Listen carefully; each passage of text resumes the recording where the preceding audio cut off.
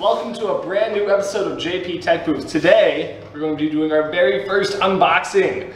I'm excited, mostly because I want this case, and it's here. And it did a long distance to come here, because I live in Okinawa, you know, Japan. We're going to be doing an unboxing of the Corsair Obsidian Series 750D. That's 50 less than the 800. 300 more than the 450D. Alright, now we obviously see, by me standing next to it, it's a big thing. It's big, alright? So, let's get to unboxing, shouldn't we? We've got some foam here, I quite like it. It's nice. We have some foam here, it's pretty nice.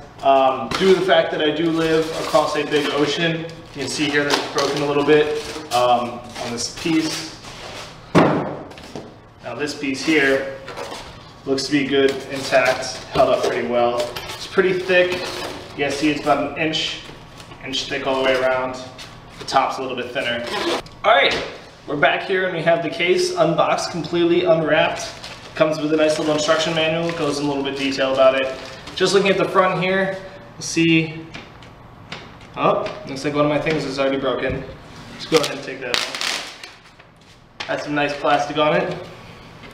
Corsair has done the liberty of having a nice brush metal finish on it. Right here, open that up. Doesn't look like it opens all the way. Cool. We've got our fan filters. Go ahead and peel that off. Fan filter on the front there. So we have two 140mm fans here. They are of course they're airflow design, so they're the AF series. So these would be the AF 140s. They're not awesome and colored like all the rest of them. They don't have the nice Corsair logo here in the center. They're not LED lit, but this is going to be their stock fans that are included in the case. You got two of them here again. Here in the front we have our three 5 1/4 inch drive bays with a removable front cover that I'll have to take off from the inside. Microphone and headphone. The reset button. Your power button and two LEDs to show activity. Two USB 3.0 and two USB 2.0 ports. In the process of going through that front I/O, we also figured out that you can take off that front panel just with two snaps. So we'll go over that again here. Just drops into these two holes down there. So if I can get it, boom, and then click and click. Nice clean finish. All right, here we go. We have that side panel with a big open window. It's really nice. You get to see a lot of the inside of that. That was a really annoying noise, wasn't it? Flip. Now we go ahead and pop that side off here. It's just held on with a couple thumb screws there in the back.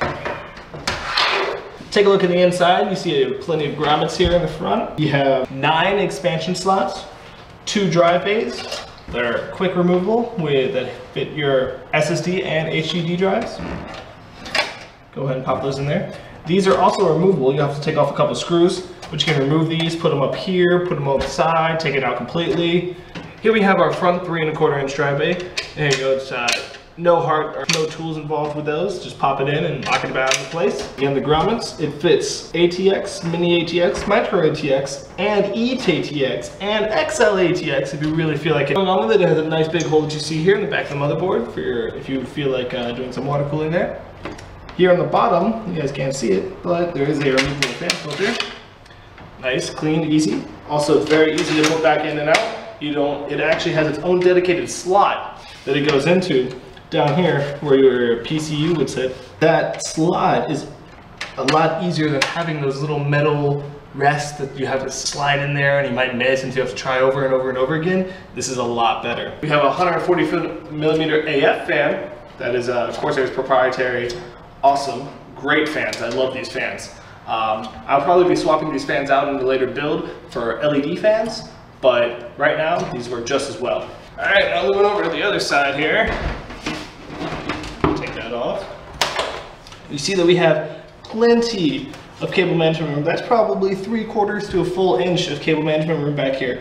We have conveniently placed grommets that are perfect for any type of thing you like. One of the reasons I really like this case, again, is these grommets down here are perfect for those cables that are coming out of your PSU. Go right through here and then route them again wherever you need to put them. There are plenty of cable management hooks in this case.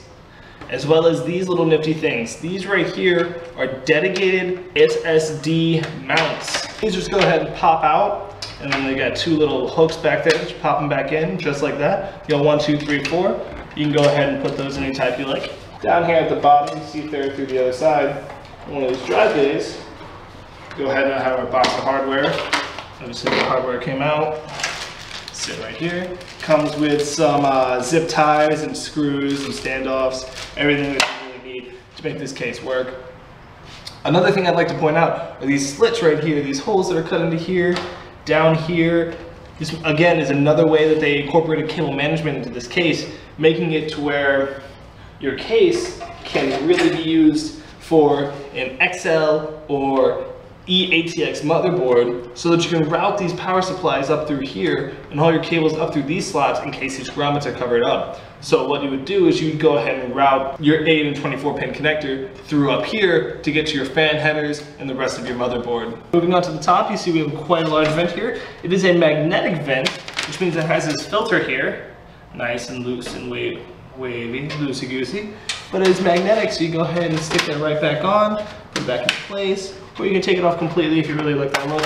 I personally will be keeping that on. Here we have where you can put a 340mm rads, 103 120 millimeter. You can put just fans. You can also adjust these with these little grommet holes and everything.